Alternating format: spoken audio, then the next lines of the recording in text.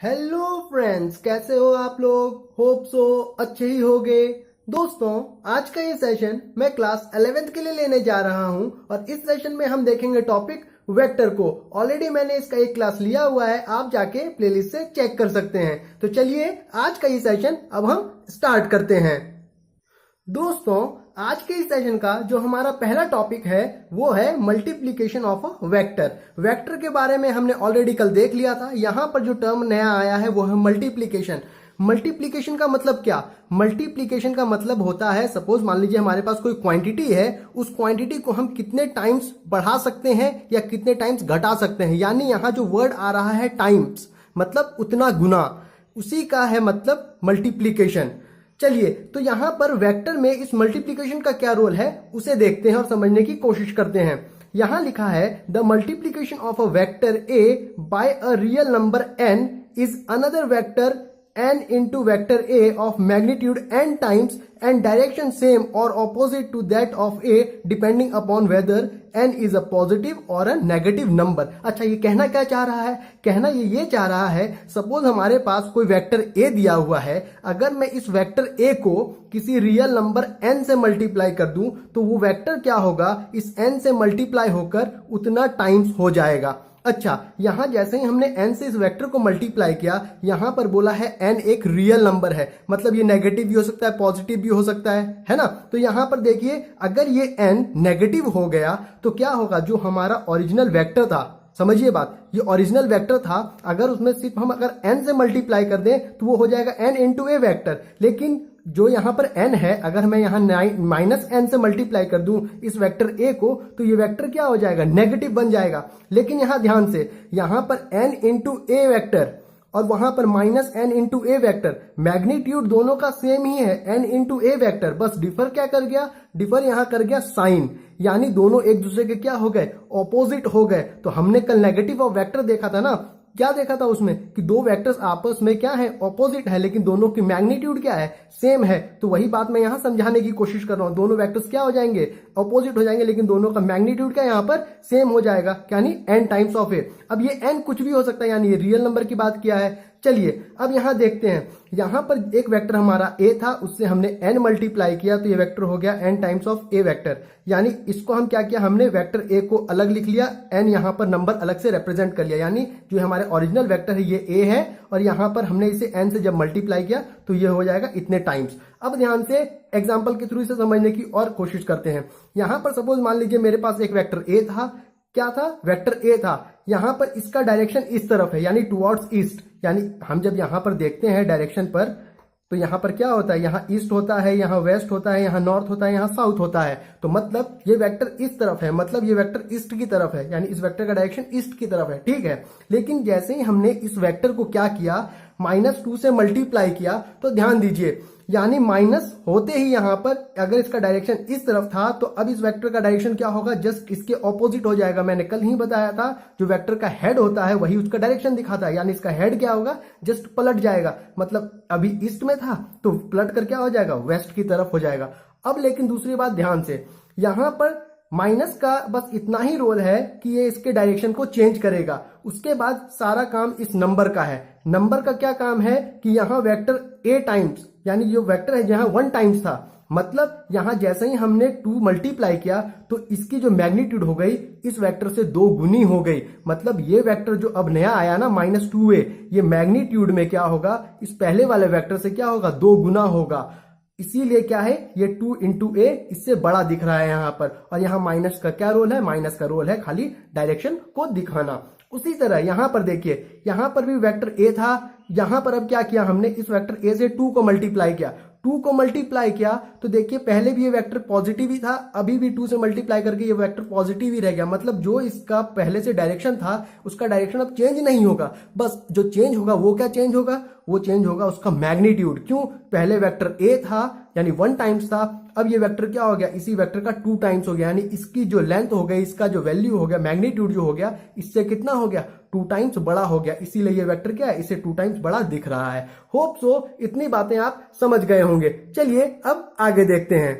अब यहां पर कुछ नोट पॉइंट्स दिए हुए हैं, देखिए पहला नोट पॉइंट क्या कह रहा है, the negative of a vector is the result of multiplication of the vector with real number -1। अच्छा, ये कहना क्या चाह रहा है, अभी थोड़ी देर पहले स्टार्टिंग में मैंने आपको एक्सप्लेन किया था नेगेटिव ऑफ वेक्टर, कल भी हमने देखा था। तो वो ये कह रहा है इस पॉइंट से, जो हमारा वेक्टर है ना उसका नेगेटिव होना वो है मल्टीप्लीकेशन की वजह से। यानी कोई वेक्टर, अगर मान लीजिए सपोज कोई वेक्टर ए है, अब ये वेक्टर हमारा सपोज मान लीजिए पॉजिटिव है, तो इसको हम नेगेटिव कैसे बनाएंगे, इसको नेगेटिव हम बनाएंगे इस 1 से मल्टीप्लाई करके। मतलब किसी भी वेक्टर को नेगेटिव बनाना वो क्या है, हम मल्टीप्लीकेशन के थ्रू करते हैं। यही बात ये यहां पर कह रहा है। होप सो बात आप समझ गए होंगे इस पॉइंट को। अब चलिए दूसरा पॉइंट क्या कह रहा है, the unit of the vector n into vector a। मतलब अब जो वेक्टर हमारा a था वो कितना टाइम्स हो गया, n टाइम्स यहां लिखा हुआ है, is the same as that of a vector if n is a pure real number और अ डायमेंशनलेस स्केलर। अब क्या कहना चाह रहा है, समझिए मेरी बात। सपोज मान लीजिए यहां कोई वेक्टर a दिया हुआ है, अगर यहां हम आगे चल के देखेंगे, अभी मैं आपको एक एग्जांपल लेके बताया। सपोज मान लीजिए ये जो वेक्टर a दिया हुआ है, ये सपोज कुछ वेलोसिटी दिया हुआ है। क्या दिया हुआ है, वेलोसिटी के टर्म में इस वेक्टर को रिप्रेजेंट किया गया है। जब इस वेक्टर को वेलोसिटी के टर्म में रिप्रेजेंट किया है तो अब ध्यान दीजिए, वेलोसिटी का यूनिट क्या होता है, वेलोसिटी का यूनिट होता है मीटर पर सेकेंड। अब ध्यान से, हम जो यहां n मल्टीप्लाई कर रहे हैं, अगर इस n का कोई यूनिट नहीं है तो मतलब अगर जब ये n इस वेक्टर v से मल्टीप्लाई होगा यानी वेलोसिटी से मल्टीप्लाई होगा तो इसके यूनिट पर कोई फर्क नहीं पड़ेगा। क्यों, क्योंकि यहां पर ये n जो होगा सिर्फ एक नंबर होगा, वो क्या होगा, एक स्केलर होगा, उसके पास कोई भी उसका अपना डायमेंशन नहीं होगा। अगर इसका कोई भी डायमेंशन नहीं होगा तो खाली क्या करेगा, ये इसके मैग्नीट्यूड को अफेक्ट करेगा। इसके यहां पर क्या है, जो इसका क्या बोलते हैं यूनिट है, उसे ये अफेक्ट नहीं कर पाएगा। वही चीज यहां पर ये कह रहा है। होप सो आपको ये पॉइंट भी समझ में आ गई होगी। अब यहां पर जो तीसरा पॉइंट कह रहा है उसी से रिलेटेड, वो क्या कह रहा है उसे देखते हैं। The unit of the vector यानी n times of a vector is different from that of a vector if n is a dimensional scalar. अब क्या कह रहा है यहां पर, जब यहां पर हमारे पास वेक्टर a था, अभी मैंने आपको पीछे मानकर बताया कि सपोज मान लीजिए ये वेक्टर हमारा क्या है, वेलोसिटी है। अगर ये वेक्टर वेलोसिटी है तो उसका यूनिट कितना हो गया, उसका यूनिट हो गया मीटर पर सेकंड। यानी पीछे हमने देखा जब हम n को मल्टीप्लाई कर रहे थे तो उस n का कोई भी अपना क्या था, यूनिट नहीं था। तो उसका यूनिट नहीं था तो वो उसके इस वेक्टर को जो हमारा गिवन है उसके इस यूनिट को क्या कर रहा था, कुछ भी वो चेंज नहीं कर पा रहा था। लेकिन यहां पर अब इस केस में अगर ये n जो हम इस वेक्टर a से मल्टीप्लाई कर रहे हैं, अगर सपोज इसका कोई यूनिट रहा तो वो क्या कर देगा, जो यहां पर हमारा वेक्टर है उसके यूनिट को भी अफेक्ट कर देगा, यानी यूनिट चेंज कर देगा। चलिए एक एग्जांपल के थ्रू इसे समझने की कोशिश करते हैं। सपोज यहां पर जो हम n मल्टीप्लाई कर रहे हैं वो है टाइम। टाइम का यूनिट क्या होता है, टाइम का यूनिट होता है अपना सेकेंड। अब ध्यान से, यहां पर क्या बोल रहा है, जो हमारे पास वेक्टर है ए वेक्टर, वो हमारे पास क्या है, वो है वेलोसिटी। यानी वेलोसिटी की यूनिट कितनी हो गई, मीटर पर सेकेंड। अभी हमने देखा है। चलिए, जब यहां पर यूनिट मीटर पर सेकंड है, जो हमारा गिवन वेक्टर ए है, क्योंकि उसे तो हमने वेलोसिटी मान लिया है। अब यहां क्या कर रहे हैं, हम n से इस वेक्टर को मल्टीप्लाई कर रहे हैं। तो n खुद भी टाइम है यानी उसका यूनिट है सेकंड। अब ये सेकंड जब मीटर पर सेकंड से मल्टीप्लाई होगा तो ध्यान दीजिए, यानी यहां हमारा था मीटर पर सेकंड और ये सेकंड आके और मल्टीप्लाई हो गया, तो इस सेकंड से ये सेकंड कैंसिल हो जाएगा, बचेगा कितना, सिर्फ मीटर। और यहां था वेलोसिटी, वेलोसिटी होता है डिस्प्लेसमेंट अपॉन टाइम, यानी जब टाइम कैंसिल हो जाएगा तो बचेगा यहां सिर्फ मीटर। और मीटर यहां पर वेलोसिटी के केस में किसको रिप्रेजेंट करेगा, डिस्प्लेसमेंट को। इसीलिए क्या लिखा है यहां पर, जब हम यहां पर वेक्टर ए से n को मल्टीप्लाई करेंगे यानी n टाइम है, तो इसका जो यूनिट होगा वो दिखाने लग जाएगा डिस्प्लेसमेंट को। होप सो इतनी बातें आपको समझ में आ गई होंगी। अब दूसरे पॉइंट को देखते हैं। अब यहां पर जो हमारा अगला टॉपिक है वो है एडिशन ऑफ वेक्टर्स। चलिए इसे देखते हैं। यहां पर पहला पॉइंट लिखा है when two vectors act in the same direction. मतलब जो पहला कंडीशन है हमारा वो ये कह रहा है कि अगर हमारे पास दो वेक्टर हैं और वो दोनों वेक्टर क्या हैं, दोनों एक ही डायरेक्शन में एक्ट कर रहे हैं। अब चलिए यहां पर एक एग्जांपल के थ्रू इसे समझने की कोशिश करते हैं। यहां लिखा है suppose a particle is displaced through 4 metre due east. यहां पर डिस्प्लेसमेंट कहने का मतलब है वेक्टर से, याद रखिएगा। यहां पर जो डिस्प्लेसमेंट कह रहा है ना वो वेक्टर के लिए कह रहा है। मतलब ये कह रहा है जो एक पार्टिकल है वो डिस्प्लेस किया है क्या, ईस्ट की तरफ। ड्यू ईस्ट में कहने का मतलब है ईस्ट के तरफ। कितना किया है, 4 मीटर। चलिए वहीं पर फिर क्या कह रहा है, and then through 3 metre again due east. यानी वापस से क्या कर रहा है, वो पहले तो 4 मीटर ईस्ट की तरफ मूव किया ही था, अब वापस से क्या कर रहा है, 3 मीटर फिर से ईस्ट की तरफ वो चल रहा है। मतलब दोनों वेक्टर क्या हैं, ईस्ट के तरफ ही हैं। अगर मैं मान लूं एक वेक्टर ये P है जिसकी वैल्यू 4 मीटर है और दूसरा वेक्टर मैं Q मान लूं जिसकी वैल्यू 3 मीटर है, यहां पर दोनों का मैग्नीट्यूड भले ही डिफरेंस है, लेकिन यहां पर जो दोनों का डायरेक्शन है वो दोनों का डायरेक्शन क्या है, ड्यू ईस्ट, यानी ईस्ट के तरफ ही है। तो अब ध्यान दीजिए, इसका मैग्नीट्यूड हो गया 4 मीटर, इसका हो गया 3 मीटर। अब क्या है, अब यहां हमें यह ध्यान देना है वेक्टर में कि दोनों का जो नेट रिजल्टेंट है वो किस तरफ आ रहा है, पहले हमें वो देखना है। तो देखिए, यानी ये वेक्टर भी इसी तरफ ताकत लगा रहा था, ये वेक्टर भी इसी तरफ ताकत लगा रहा है। मतलब जिसका ताकत अधिक है उसका ही ताकत गिना जाएगा कि किस तरफ डायरेक्शन होगा। आई होप सो आप बात समझ रहे हैं। यहाँ Q का ताकत 3 है और P का ताकत 4 है, मतलब 4 3 पर अधिक है 1 से, यानी जिसका ताकत अधिक होगा जो उसका डायरेक्शन होगा, जो नेट वेक्टर का डायरेक्शन होगा उसी तरफ होगा। मतलब यहाँ P था 4, यहाँ Q है 3, दोनों को अगर मैं ऐड कर दूं तो दोनों को ऐड करने पे तो हमको नेट रिजल्टेंट जो एक डायरेक्शन में लग रहा है वो मिल जाएगा 7, है ना। क्योंकि 4 भी इधर ही लग रहा है, 3 भी इधर ही लग रहा है, मतलब टोटल नेट जो हमारा लग रहा है या डिस्प्लेसमेंट कुछ भी हो रहा है वो एक ही तरफ हो रहा है, एक ही तरफ हो रहा है, तो दोनों ऐड हो जाएंगे, तो दोनों ऐड होके 7 तो हो गए। लेकिन यहां पर ध्यान ये देना है कि डायरेक्शन के वक्त जो जिसका वैल्यू बड़ा है हमें डायरेक्शन उसका ही कंसीडर करना है, क्योंकि उसके वजह से ही नेट रिजल्ट आ रहा है। यानी P का डायरेक्शन इस तरफ था, इसीलिए जो यहां पर जो हमारा बॉडी है वो क्या है, यहां पर 7 मीटर ईस्ट के तरफ मूव करेगा। होप सो बातें आप समझ गए होंगे। चलिए अब अगले पॉइंट की तरफ चलते हैं। अब यहां पर जो अगला पॉइंट है वो क्या है, when two vectors act in the opposite direction. अभी हमने देखा था थोड़ी देर पहले कि दोनों वेक्टर क्या थे, एक ही डायरेक्शन में एक्ट कर रहे थे। अब यहां पर जो अगला कंडीशन है उसमें कह रहा है दो वेक्टर तो हैं लेकिन दोनों क्या है, ऑपोजिट डायरेक्शन में। चलिए यहां पर मैं मान लेता हूं एक वेक्टर P है और दूसरा वेक्टर Q है। P जो है ईस्ट के तरफ जा रहा है, अगर ये ईस्ट के तरफ जा रहा है तो Q वेक्टर जस्ट इसका ऑपोजिट होना चाहिए, यानी नेगेटिव होना चाहिए। यानी Q क्या होगा, जस्ट इसके ऑपोजिट डायरेक्शन में एक्ट करेगा। तो यानी Q का डायरेक्शन क्या हो जाएगा, यहां पर देख लीजिए कोऑर्डिनेट सिस्टम से Q का डायरेक्शन हो जाएगा अपना वेस्ट। अगर P का ईस्ट तो Q का हो जाएगा वेस्ट। अब ध्यान से यहां पर देखिए, सपोज वापस से अगर P हमारा 4 मीटर डिस्प्लेस कर रहा है और यहां पर वेक्टर Q जो है वो 3 मीटर डिस्प्लेस कर रहा है। अब ध्यान से यहां पर जो हमारा नेट रिजल्टेंट का डायरेक्शन है वो क्या होगा, जिसके पास अधिक वैल्यू है उस पर ही डिपेंड करेगा। मतलब P को अगर मैं पॉजिटिव मान लेता हूं, अगर इस डायरेक्शन को पॉजिटिव मान लेता हूं तो इसका मैग्नीट्यूड कितना हो जाएगा, इसका मैग्नीट्यूड हो जाएगा 4 मीटर, लेकिन पॉजिटिव हो जाएगा। क्यों, क्योंकि वेक्टर है, सिर्फ मैग्नीट्यूड से ही हमारा काम नहीं चलेगा, अपने को डायरेक्शन भी कंसीडर करना होगा। अब चलिए यहां पर Q जो है वो जस्ट P के ऑपोजिट में है। अगर Q P के ऑपोजिट में है तो ध्यान दीजिए Q का यहां पर डिस्प्लेसमेंट हुआ है 3 मीटर, तो भैया यहां पर इसका हो गया 3 मीटर। लेकिन अब ध्यान से इसलिए कि Q इसके ऑपोजिट में है, अगर मैं इस डायरेक्शन को पॉजिटिव लिया हूं तो इस डायरेक्शन को मुझे नेगेटिव लेना होगा।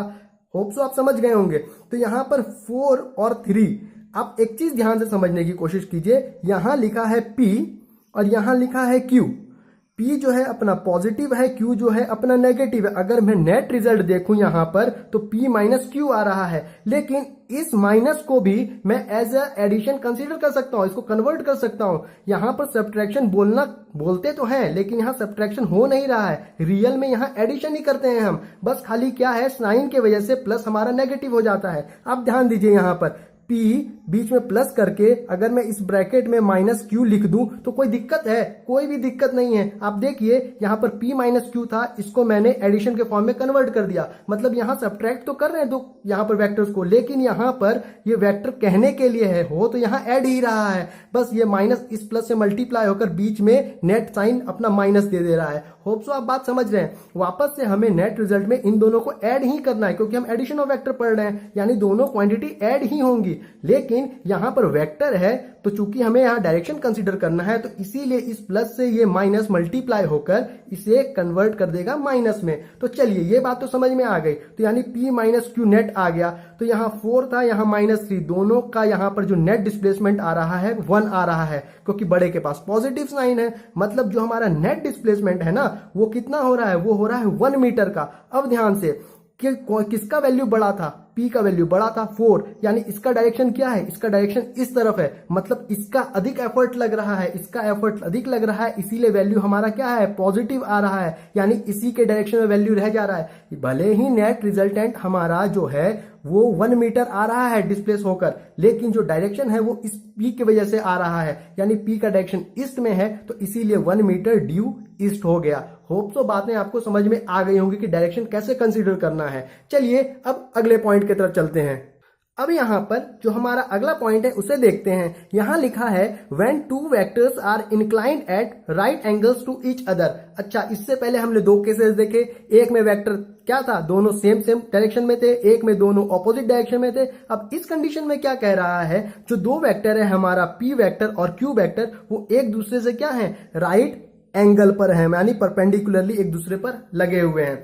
अब यहां पर ध्यान दीजिए, यहां ये कह रहा है कि यहां मान लीजिए जो वेक्टर P है और ये वेक्टर Q है आपस में 90 डिग्री पर है, तो मैं क्या करता हूं, ये जो वेक्टर P है इसे मैं नाम दे देता हूं A और B पॉइंट। यहां क्या कर लिया मैंने, डिनोट कर दिया। अब चलिए उसी तरह यहां पर वेक्टर Q को, यहां तो B हमने दे ही दिया है, इस पॉइंट को मैं C ले लेता हूं, यानी यहां पर ध्यान से देखिए A B C पॉइंट हो गया। अब यहां पर अगर हम जनरली जो क्या है, हम यहां पर अगर हम ऐड करना चाहें, अगर मेरे से कोई पूछेगा कि भैया कितना कवर किया आपने डिस्प्लेसमेंट या डिस्टेंस, अब ध्यान से देखिए A से B जाए तो यहां पर P वेक्टर का वैल्यू जो भी मैग्नीट्यूड होगा वो कवर करेंगे, B से C जाएंगे तो यहां पर जो Q वेक्टर है उसका जो मैग्नीट्यूड होगा वो कवर करेंगे। अब ध्यान से अगर यहां पर सपोज P वेक्टर 4 मीटर है और Q वेक्टर यहां पर 3 मीटर है, तो यहां पर टोटल डिस्टेंस हमने कितना कवर कर लिया, 4 + 3 टोटल 7 कवर कर लिया। लेकिन यहां पर जो हमें मांग रहा है वो मांग रहा है डिस्प्लेसमेंट। यहां ध्यान से सुनिए, इससे पहले भी मैंने आपको बोला यहां पर डिस्प्लेसमेंट की बात है, तो डिस्प्लेसमेंट की बात में हम किसका यूज करेंगे, वेक्टर का यूज करेंगे, क्योंकि हम यहाँ वेक्टर पढ़ रहे हैं, यहाँ हर जगह हमें वेक्टर दिख रहा है, तो यानी हमें यहाँ पर मैग्नीट्यूड से नहीं, यहाँ पर हमें वेक्टर से काम है। तो अब ध्यान दीजिए, तो जैसे ही यहाँ डिस्प्लेसमेंट का बात आया तो अभी ख्याल आया कि जो यहाँ पार्टिकल है वो किसी ना किसी पॉइंट से अपना पोजीशन या मोशन जो है स्टार्ट कर रहा है किसी पोजीशन से। तो सपोज यहाँ पर A से स्टार्ट कर रहा था, तो A क्या हो गया, इनिशियल पॉइंट हो गया, पहुंचा कहाँ, C पर पहुंचा। अच्छा, C पर पहुंचा तो C क्या हो गया, इसका C हो गया फाइनल पॉइंट। अब यहां पर बॉडी टोटल मूव कितना किया, बॉडी टोटल मूव किया P vector plus Q vector. तो यहां पर इस पॉइंट से इस पॉइंट पर जाने के लिए क्या है, जो बॉडी का डिस्प्लेसमेंट दिखाएगा वो भी P vector plus Q vector ही दिखा देगा। अब यहां पर दूसरी बात, यहां पर इसे हम R वेक्टर से डिनोट कर रहे हैं, ये R वेक्टर जो है यहाँ रिजल्टेंट का काम कर रहा है, और यहाँ पर जो दो वेक्टर्स ऐड होकर आपस में जो इफेक्ट दे रहे थे ना, ये रिजल्टेंट वेक्टर अकेला आकर इन दोनों के इफेक्ट को देना शुरू कर देगा। मतलब यहाँ पर जो टोटल यहाँ हम मूव किए थे P वेक्टर का मैग्नीट्यूड प्लस Q वेक्टर का मैग्नीट्यूड, A से हम C पॉइंट तक चले गए थे, ये रिजल्टेंट वेक्टर आते ही क्या करेगा, इन दोनों के जो वेक्टर है ना, इन दोनों का जो अपना इंडिविजुअल इफेक्ट मिलकर यहाँ हमने कैलकुलेट किया, यहाँ पर ये रिजल्टेंट वेक्टर अकेला देने लग जाएगा, और ये रिजल्टेंट वेक्टर जो होगा इन दोनों के सम के बराबर आ जाएगा। अब दूसरी बात, यहां ध्यान से कैसे पता चलेगा कि अगर 3 वेक्टर्स दिए हुए हैं तो उन 3 वेक्टर्स में से जो वेक्टर है वो रिजल्टेंट वेक्टर है, हमें कैसे पता चला कि ये वेक्टर रिजल्टेंट वेक्टर। तो ध्यान से देखिए, मैं बता रहा हूं आपको। सपोज यहाँ A पॉइंट से हमारा क्या है, मोशन शुरू हुआ, तो A से जब हम चले तो हमारा एरो का डायरेक्शन इस तरफ आया, यानी टेल यहाँ A पर है, एरो मूव करके B पर आ गया। अब क्या करना है, ये तो हमारा एक वेक्टर आ गया, यानी P वेक्टर आ गया। और दूसरी बात, जैसे ही हमारा Q वेक्टर होगा, उस Q वेक्टर को भी क्या करेंगे, उस Q वेक्टर का जो टेल होगा वो ये जो P वेक्टर है उसके हेड पर रहेगा। ध्यान से, P वेक्टर तो आ गया, दूसरा जब Q वेक्टर आएगा तो Q वेक्टर का टेल जो होगा वो P वेक्टर के हेड पर रहेगा, और क्या होगा, दूसरा उसका हेड जो है ऊपर की तरफ पॉइंटेड होगा। मतलब यहां पर हेड टेल का कॉम्बिनेशन चलना चाहिए, यानी एक पैटर्न चल रहा है ना, टेल हेड ऐसा ही चल रहा है ना, यहां पर टेल था, यहां पर हेड है, वापस से टेल है, वापस से हेड है। लेकिन अब ध्यान से, हम A से C तक तो पहुंच गए, लेकिन अब हमें रिजल्टेंट वेक्टर दिखाना होगा A से C तक। तो हम क्या करेंगे, जो पॉइंट जहां से हम स्टार्ट कर रहे हैं, ओरिजिन पॉइंट, उसी ओरिजिन पॉइंट से तो हम दिखाना होगा डिस्प्लेसमेंट कितना से कितना हुआ। तो यहां इनिशियल से फाइनल तक जाएंगे, तो यानी एरो हम यहां से लेकर C पर जाएंगे। तो जैसे ही हम यहां से एरो यहां पर खींचे तो हमने देखा कि यहां जो A था, A के ऊपर उस वेक्टर का टेल आ गया, और उसका जो हेड है, जो हमारा फाइनल पॉइंट है, वहां चला गया। मतलब बाकी जो दो वेक्टर्स अपना जो प्रोसेस फॉलो कर रहे थे, टेल हेड का, रिजल्टेंट वेक्टर का जो पोजीशन या क्या बोलते हैं डायरेक्शन होगा ना, जस्ट इन दोनों से क्या होगा, ऑपोजिट हो जाएगा। यानी ये दोनों जो कंडीशन फॉलो कर रहे थे टेल हेड का, रिजल्टेंट वेक्टर का कंडीशन जस्ट ऑपोजिट हो जाएगा। क्यों? क्योंकि रिजल्टेंट वेक्टर जो है टेल से टेल मिल गया और यहां पर हेड से हेड मिल गया। इसी तरह हम पहचान सकते हैं कि क्या ये क्या है, रिजल्टेंट वेक्टर है। होप सो बातें आप समझ गए होंगे। चलिए अब आगे देखते हैं। अब यहां पर जो हमारा अगला टॉपिक है वो है लॉज ऑफ वेक्टर एडिशन। अभी जो हमने थोड़ी देर पहले देखा था ना वेक्टर्स का एडिशन, उसमें हमने लास्ट पॉइंट देखा था जब दो वेक्टर्स आपस में क्या है, परपेंडिकुलर गिर रहे थे, तो वहां पर एक रिजल्टेंट आ गया था। तो वो रिजल्टेंट निकल कर आ कैसे रहा है, हमें कैसे पता चल रहा है कि वो रिजल्टेंट है, कहां से उस रिजल्टेंट का आना हुआ, अब क्या है, इन लॉज से ही हमें पता लगेगा, जो यहां पर है लॉज ऑफ वेक्टर एडिशन। तो चलिए यहां पर देखते हैं इसमें क्या क्या है। यहां पर लिखा है 2 or more vectors may be added graphically or geometrically by making use of the following laws of vector addition। अब क्या कह रहा है यहां पर, दो या उससे अधिक वेक्टर को कैसे ऐड करें ग्राफिकली या ज्योमेट्रिकली, वो कहां से पता लग रहा है, वो यहां से पता लगेगा इन लॉज से। तो चलिए यहां पर देखते हैं अब हम अपना पहला लॉ। यहां पर जो हमारा पहला लॉ है वो है triangle law of vector addition. तो यहां पर इसका स्टेटमेंट लिखा है, चलिए उसे देख लेते हैं एक बार, फिर इस लॉ को हम डिराइव करेंगे, इसका प्रूफ देखेंगे कैसे ये लॉ आ रहा है और कैसे ये रिजल्टेंट वेक्टर को दे रहा है। यहां पर लिखा है, it states that if two vectors can be represented in magnitude and direction by the two sides of a triangle taken in the same order, then the resultant is represented completely both in magnitude and direction by the third side of the triangle taken in the opposite order। जो आपको मैंने थोड़ी देर पहले यहाँ पर addition के वक्त समझाया था कि वेक्टर क्या है, जस्ट ऑपोजिट होगा, जो पैटर्न हमारा फॉलो हो रहा है वो कॉन्सेप्ट यहीं से आ रहा है। हमने वहां पहले तो देख लिया, हमने थोड़ा देख लिया, लेकिन हमें जो एक्चुअल कॉन्सेप्ट है वो यहीं से मिलेगा रिजल्टेंट का। तो चलिए यहां पर हम फिगर से समझने की कोशिश करते हैं और उसके बाद इसका हम डेरिवेशन देखेंगे। अब यहां पर सपोज हमारे पास दो वेक्टर है, एक वेक्टर P है, दूसरा वेक्टर Q है। तो अब ध्यान से यहां पर हम जो P वेक्टर है उसे उठाएंगे, जैसा था यहां से उठाकर हमने यहां रख दिया, एज इट इज, जैसा था एज इट इज उठाकर यहां रख दिया, और इस P वेक्टर के जो इनिशियल पॉइंट है उसको दे दिया पॉइंट A, और जो यहां पर फाइनल पॉइंट है यानी जो इसका टर्मिनल पॉइंट है, जो इसका हेड है, उसको हमने दे दिया पॉइंट B से रिप्रेजेंट करके। उसके बाद यहां पर वेक्टर Q है। अब हम क्या कर रहे हैं, वापस से इस वेक्टर Q को उठाएंगे और इसे शिफ्ट करके ले आएंगे यहां ले आएंगे। तो यहां पर हमें वापस से एक पैटर्न फॉलो करेंगे। क्या पैटर्न फॉलो करेंगे, टेल से हेड और वापस से टेल से हेड, यानी टेल से हेड वापस से टेल से हेड। होप सो आप समझ रहे होंगे और आपको समझ में दिख भी रहा होगा सही से, और आपको समझ में आ रही होगी अब बात। अब ध्यान से यहां पर A से B गए, B से C गए, यानी वेक्टर P है, इसका कुछ अपना मैग्नीट्यूड होगा, यहां वेक्टर Q है, इसका अपना कुछ मैग्नीट्यूड होगा। यहां से ये कुछ चला, यहां से ये कुछ चला। अब ध्यान से जैसे ही यहां से ये चला, यहां से ये चला, वापस वो एक इनिशियल पॉइंट से पहुंच गया फाइनल पॉइंट पर। तो ध्यान से अब हमें क्या है, डिस्प्लेसमेंट देखना है, क्योंकि हम वेक्टर का केस देख रहे हैं। तो डिस्प्लेसमेंट देखने के लिए क्या करना होगा, हमें इस पॉइंट A से लेकर C तक एक लाइन ड्रॉ करनी होगी एज एन एरो, वो होगा अपना वेक्टर, और वही वेक्टर लाइन जो होगा वो रिप्रेजेंट करेगा अपना क्या, रिजल्टेंट को। अच्छा, रिजल्टेंट की वैल्यू कैसे निकलेगी और कितनी होगी, तो चलिए आइए अब हम देखते हैं डेरिवेशन इसका। अब यहां पर कुछ लाइंस लिखे हुए हैं, आप जब डिराइव करेंगे तो इन लाइंस को आप देख लीजिए ध्यान से और आप लिख लीजिएगा। वैसे इनमें वही चीज लिखा हुआ है जो मैंने आपको पीछे बताया है कि हमारे पास क्या है, दो वेक्टर है P और Q, हमने उसे लेट कर लिया है। उसके बाद क्या है, दोनों एक सेम पैटर्न फॉलो कर रहे हैं। जो नाम हमने P वेक्टर का दिया AB और जो Q वेक्टर का दिया BC, वही सब कुछ यहाँ लिखा हुआ है। और यहाँ पर भी वही लिखा हुआ है कि जो हमारा वेक्टर है P वेक्टर और Q वेक्टर, वो जिस पैटर्न को फॉलो कर रहे हैं उसका जस्ट ऑपोजिट पैटर्न जो है, जो ट्रायंगल लॉ ऑफ का जो अपना डेफिनेशन है उसके अकॉर्डिंग जो रिजल्टेंट का डायरेक्शन होगा, जस्ट उसके क्या होगा, ऑपोजिट होगा। वही सब चीजें यहां लिखी हुई हैं, तो आप एक बार ध्यान से देख लीजिए। अब हम डायरेक्ट चलते हैं अपने डेरिवेशन पर और देखते हैं इसका प्रूफ। अब क्या करेंगे, यहां पर ध्यान से देखिए, यहां पर हमारे पास इतना तो डेफिनेशन के अकॉर्डिंग ही गिवन है। क्या है, AB BC, और यहां से जोड़ देंगे जब हम A से लेकर C तक एक एरो से, तो यह आ जाएगा अपना रिजल्टेंट वेक्टर। अब ध्यान से इसके कंप्लीट प्रूफ को करने के लिए हम एक छोटा सा कंस्ट्रक्शन करेंगे। कंस्ट्रक्शन क्या करेंगे, ये जो पॉइंट C दिख रहा है इससे हम क्या करेंगे, एक परपेंडिकुलर लाइन ड्रॉप करेंगे।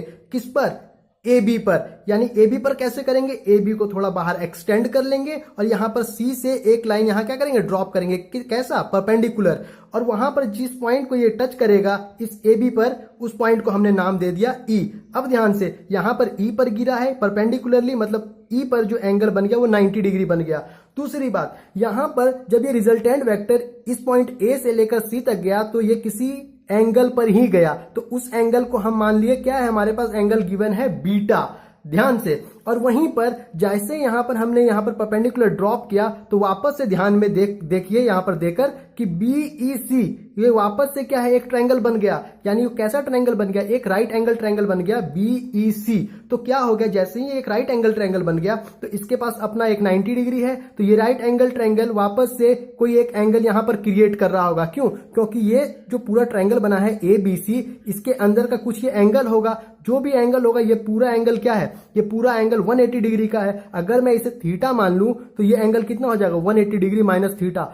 होप सो आपको इतनी बातें क्लियर होंगी। चलिए, इतना कंस्ट्रक्शन जब हमने कर लिया तो अब देखते हैं इसका प्रूफ हम कैसे करेंगे।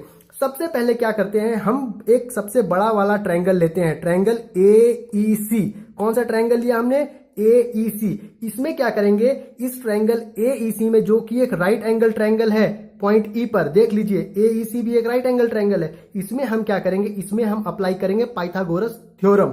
तो पाइथागोरस थ्योरम क्या कहता है, हाइपोटेनस का square equal to base square plus perpendicular square. तो हम यहां लिख लेते हैं, हाइपोटेनस कितना दिया हुआ है, हाइपोटेनस दिया है अपना AC का whole square equal to perpendicular कितना है, EC या CE कुछ भी लिखिए, कितना हो गया, CE का होल स्क्वायर प्लस किसका, AE का होल स्क्वायर, कितना हो गया, AE का होल स्क्वायर। अच्छा, थोड़ा और नजर दौड़ाइए तो हमें दिखेगा ये AE जो है दो साइड्स का सम है। किन दो साइड्स का सम है, AB प्लस BE का। अगर मैं AB में BE जोड़ दूं तो हमारा कंप्लीट लेंथ जो आएगा वो AE हो जाएगा। तो यहां जो AE का होल स्क्वायर लिखा है इसे हम रिप्लेस कर लेंगे AB प्लस BE से। तो चलिए यहां पर रिप्लेस कर लेते हैं, कितना हो गया यहाँ AC स्क्वायर, इसे मैं आगे लिख देता हूं, कितना हो जाएगा AB प्लस कितना BE का होल स्क्वायर, और यहां पर CE का whole square as it is हम ऐसा ही रहने देते हैं। अब क्या करेंगे, यहां दिख गया हमें A प्लस बी का होल स्क्वायर, यहां हम क्या करेंगे, अप्लाई कर देंगे A प्लस बी का होल स्क्वायर। तो कितना हो जाएगा, देखिए AC का होल स्क्वायर इधर हो गया, इधर हो गया AB का होल स्क्वायर प्लस BE का whole square plus 2AB into BE, और यहां तो CE का whole square as it is पहले से ही है। अब वापस से थोड़ा और ध्यान देंगे, ध्यान क्या देंगे कि इस ट्रायंगल को देखिए BEC, ये भी एक अपना राइट एंगल ट्रायंगल है, BEC भी एक राइट एंगल ट्रायंगल है, क्योंकि हमने यहां जो कंस्ट्रक्शन किया ई पर वो परपेंडिकुलरली किया यानी 90 डिग्री है। तो क्या हो गया, ट्रायंगल BEC जो है एक राइट एंगल ट्रायंगल है। अब ध्यान दीजिए, यहां पर लिखा है BE तो यहां दिखा हमें BE, यहां दिखा है हमें CE तो यहां हमें दिखा CE। अब देखिए BE का होल स्क्वायर प्लस CE का होल स्क्वायर, वापस से यानी परपेंडिकुलर का होल स्क्वायर प्लस बेस का होल स्क्वायर, इस राइट एंगल ट्रायंगल BEC के अंदर क्या दे देगा, वो दे देगा BC का होल स्क्वायर, क्योंकि इस राइट एंगल ट्रायंगल के लिए जो BC का होल स्क्वायर है वो क्या है, हाइपोटेन्यूज का होल स्क्वायर है। इसीलिए हम क्या करेंगे, अब वापस से थोड़ा और चेंज करेंगे। चेंज ये करेंगे कि यहाँ AB का whole square as it is जैसा लिखा था रहने देंगे, यहाँ BE का होल स्क्वायर प्लस CE का होल स्क्वायर की जगह हम रिप्लेस कर देंगे क्या, BC का होल स्क्वायर। क्या रिप्लेस कर दिया हमने, BC का होल स्क्वायर। चलिए उसके बाद यहां पर कितना बच गया, 2 इंटू AB। अब वापस से यहां दिखा हमें BE। अब एक चीज ध्यान से देखिए, यहां AB का होल स्क्वायर दिख गया प्लस BC का होल स्क्वायर दिख गया प्लस 2 इंटू AB दिख गया, यहां AB दिख गया। लेकिन यहां पर जैसे ही हम एक पैटर्न दिख रहा था हमें थोड़ा थोड़ा, अचानक से यहां BE आ गया और BE जो है इस पैटर्न को खराब कर दिया। नहीं तो हमारा यहां पर दिख जाता A square plus B square plus 2AB, लेकिन यहां जो B की जगह BE दिख गया। यहां पर जो हमारा फॉर्मूला में जो AB का होल स्क्वायर का फॉर्मूला में यहां जो B आता उसकी जगह हमें BE दिख गया, लेकिन इसकी जगह हमें दिखना था BC। अब क्या करेंगे, थोड़ा और दिमाग लगाएंगे।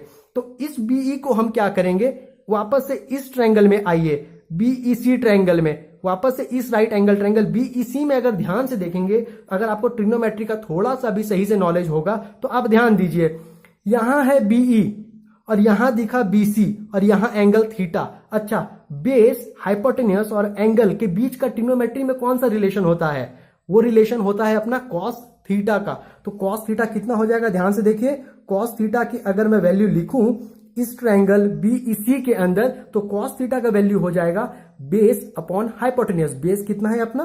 बेस है अपना BE और हाइपोटेन्यूस कितना है? हाइपोटेन्यूस अपना BC। लिख दिया हमने क्या? BC।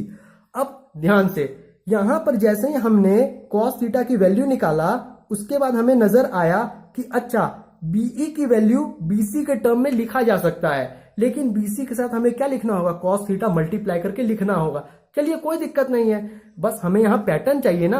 इस BE को कैसे भी हटाना था, यहां पर किसी तरह BC लाना था ताकि हमें एक पैटर्न दिखे। तो हम क्या करेंगे, इस BE की जगह क्या करेंगे, इस BE की वैल्यू निकालने के लिए BC को कॉस थीटा से क्या करेंगे? क्रॉस मल्टीप्लाई कर देंगे। तो वैल्यू कितना हो जाएगा BE का? BC इंटू कॉस थीटा, और यही वैल्यू क्या है यहां पर लगा देंगे। चलिए, तो कितना हो गया? BC into cos theta. Hope so आपको इतनी बातें अब तक समझ में आ चुकी होंगी। अब क्या करेंगे, ध्यान से देखिए, यहां पर AC का होल स्क्वायर दिख रहा है। अच्छा, AC को हमने कौन सा वेक्टर माना है? AC को हमने वेक्टर माना है R वेक्टर। तो अब क्या करते हैं, यहां पर रिप्लेस करते हैं R वेक्टर का होल स्क्वायर। होप सो बात समझ में आ गई होगी आपको। अब ध्यान से, यहां दिखा हमें AB को हमने कौन सा वेक्टर माना है? AB को हमने वेक्टर P माना है। तो यहां हम पुट कर देंगे वेक्टर P का होल स्क्वायर। चलिए, फिर यहां पर क्या हो गया? प्लस, फिर ध्यान दिया हमने BC पर। अच्छा, BC को हमने क्या माना है? BC को माना है वेक्टर Q। तो यहां पर वापस से सब्स्टिट्यूट कर देंगे वेक्टर Q का whole square, plus 2 into AB हमारा वेक्टर P है, इंटू वेक्टर Q है, इंटू यहां पर कॉस थीटा हो गया। यहां पर आप एक चीज देखिए, रिजल्टेंट का whole square equal to vector P का होल स्क्वायर, वेक्टर Q का whole square plus 2PQ into cos theta आ गया। अगर मैं इस स्क्वायर को उस तरफ भेजूं तो क्या हो जाएगा? ये स्क्वायर उधर जाकर क्या हो जाएगा? अंडर रूट में हो जाएगा। तो चलिए इसे लिख लेते हैं। अब यहां पर देखिए, रिजल्टेंट का फॉर्मूला कितना निकल कर आ गया? R equal to under root P square plus Q square plus 2PQ cos theta. अब ध्यान से, यहां पर किसी के ऊपर एरो नहीं लगा है। क्यों? क्योंकि हमें सबकी क्या चाहिए? मैग्नीट्यूड चाहिए। यहां पर हमें मैग्नीट्यूड का काम है। होप सो आप बात समझ गए होंगे। अब चलिए, यहां पर हमारा रिजल्टेंट वेक्टर निकल गया, यानी जो वेक्टर होता है उसके पास अपनी मैग्नीट्यूड होती है और क्या होता है? डायरेक्शन होता है। यानी रिजल्टेंट वेक्टर का ये तो मैग्नीट्यूड निकला है ना, तभी तो ऊपर से क्या है? एरो गायब है, यानी खाली ये क्या निकला? इस रिजल्टेंट का मैग्नीट्यूड। अब क्या है, अगर ये तो वेक्टर है, अब इसका अगर मैग्नीट्यूड निकल गया तो अब इसका हमें क्या निकालना होगा? डायरेक्शन। तो चलिए अब देखते हैं रिजल्टेंट वेक्टर का डायरेक्शन कैसे निकालेंगे। अब चलिए, यहां पर डायरेक्शन निकालने के लिए वापस से हमने वही फिगर ले लिया जो हमने स्टार्टिंग में लिया था। अब ध्यान से, अब मैं जो जो कर रहा हूं आप बिल्कुल वैसे ही फॉलो करते चलिएगा। वापस से हम लेंगे ट्रायंगल AEC। यहां पर क्या है? ये राइट एंगल है, यानी राइट एंगल कौन सा लेंगे? Triangle AEC। तो इस राइट एंगल ट्रायंगल में क्या करेंगे? हम निकालेंगे tan, जो एंगल यहां गिवन है बीटा, तो यहां हम निकालेंगे tan बीटा। यानी यहां से हम इस बड़े ट्रायंगल जो AEC है, जो एक राइट एंगल ट्रायंगल है, उससे हम निकालेंगे tan बीटा की वैल्यू, क्योंकि इस बड़े ट्रायंगल के लिए एंगल बीटा ही गिवन है। तो tan थीटा का वैल्यू कितना होता है? नॉर्मली tan थीटा का वैल्यू कितना होता है? वो होता है sin theta upon cos theta. चलिए अब ध्यान से, tan थीटा की वैल्यू कितनी होती है? sin theta upon cos theta. अगर दूसरे सेंस में देखें, परपेंडिकुलर बेस और हाइपोटेन्यूस के सेंस में बोले, तो tan थीटा की वैल्यू कितनी होती है? tan थीटा की वैल्यू होती है परपेंडिकुलर अपॉन बेस। तो यहां पर है हमारे पास tan बीटा, तो इस ट्रायंगल AEC से tan बीटा की वैल्यू कितनी हो जाएगी? Perpendicular upon base. तो परपेंडिकुलर कितना दिया हुआ है? परपेंडिकुलर दिया हुआ है CE अपॉन बेस कितना दिया हुआ है? AE। कितना दिया हुआ है? AE। चलिए AE लिख लिया हमने। वापस से इस AE को देखिए, वापस से ये AB प्लस BE के टर्म में लिखा जा सकता है, हमने पहले भी देख लिया लिखा जा सकता है। तो हम क्या करेंगे? वापस इसे रिप्लेस कर देते हैं। कितना हो जाएगा? CE अपॉन कितना हो जाएगा? AB plus BE। Hope so आपको इतनी बातें समझ में आ गई होंगी। अब ध्यान से, कितना हो गया? BE। तो उसके बाद अब क्या करना है? उस चीज को देखिए। अब इसके बाद हमें देखना है इस ट्रायंगल को जो किया है, ये भी तो एक राइट एंगल ट्रायंगल है ना। कितना? BEC। ये एक राइट एंगल ट्रायंगल है। किस एंगल पर? एंगल थीटा पर। अब चलिए यहां पर क्या करेंगे? हमें देखा CE, जैसे ही यहाँ हमें सीई दिखा तो हम क्या है इस सीई को इस थीटा के टर्म में किसी तरह एक्सप्रेस करके लिख सकते हैं क्या? तो जरा ध्यान दीजिए, सीई क्या है? सीई है परपेंडिकुलर इस ट्रायंगल के लिए। अच्छा, परपेंडिकुलर है तो हमें पता है sine of theta equal to कितना होता है? Perpendicular upon hypotenuse. परपेंडिकुलर कितना है? सीई। तो हमने क्या कर लिया, यहां लिख लिया सीई। अब ध्यान से, उसके बाद क्या है अपना हाइपोटेन्यूज। हाइपोटेन्यूज की वैल्यू कितनी दे रखी है? Vector Q. कितना हो गया? Vector Q. यहां पर वेक्टर क्यू लिखा मैंने, लेकिन ध्यान से हमें चाहिए यहां पर वेक्टर क्यू का मैग्नीट्यूड। तो यहां से हमें क्या है, इस एरो को हटा देंगे। तो हो गया इतना काम। तो कितना हो गया? Sine theta equal to CE upon Q. तो सीई को हम कितना लिख सकते हैं? सीई को हम लिख सकते हैं Q into sine theta. Hope so बातें आप समझ में आ गई होंगी। तो इस सीई की जगह हम कितना रिप्लेस कर सकते हैं? Q into sine theta. चलिए उसके बाद ध्यान से, ए बी का तो हमें पता है, पी का जो मैग्नीट्यूड होगा वही ए बी का वैल्यू हो जाएगा। यहां बचा बीई, दिखा हमें बीई। वापस से इस बीई को हमने पीछे भी निकाला था कॉस थीटा के साथ रिलेट करके। तो कितना आया था? आया था Q into cos theta. Hope so आपको याद होगा, अभी हमने पीछे भी निकाला था इस बीई की वैल्यू। वापस से अगर मैं कॉस थीटा की वैल्यू निकालूं तो ये हो जाएगा बीई अपॉन क्यू का मैग्नीट्यूड। तो यानी बीई निकालने के लिए क्यू इंटू कॉस थीटा करना पड़ जाएगा। होप सो बातें आपको समझ में आ गई होंगी। तो अब क्या करेंगे, इस बीई और सीई की वैल्यू यहां पर रख देंगे और इस ए बी का जो वैल्यू है वो भी रख देंगे। तो यहां कितना हो जाएगा? टेन बीटा इक्वल टू सी बराबर कितना निकाल लिया हमने? Q into sine theta. लिख देंगे क्यू इंटू साइन थीटा। वापस से यहां हम वेक्टर का साइन नहीं लगा रहे हैं क्योंकि हम यहां मैग्नीट्यूड कंसीडर कर रहे हैं। चलिए, डिवाइडेड बाय ए बी की वैल्यू पी का मैग्नीट्यूड हो जाएगा पी, प्लस बी का वैल्यू कितना हो जाएगा? बी का वैल्यू हो जाएगा Q into cos theta. Hope so आपको इतनी बातें समझ में आ गई होंगी। आज के इस सेशन में बस इतना ही। अगर आपको मेरा ये वीडियो अच्छा लगा तो मेरे चैनल को सब्सक्राइब करें, वीडियो को शेयर करें फ्रेंड्स के साथ, बताएं कि यहाँ अच्छे से पढ़ाई हो रही है। तब तक के लिए thank you, have a nice day.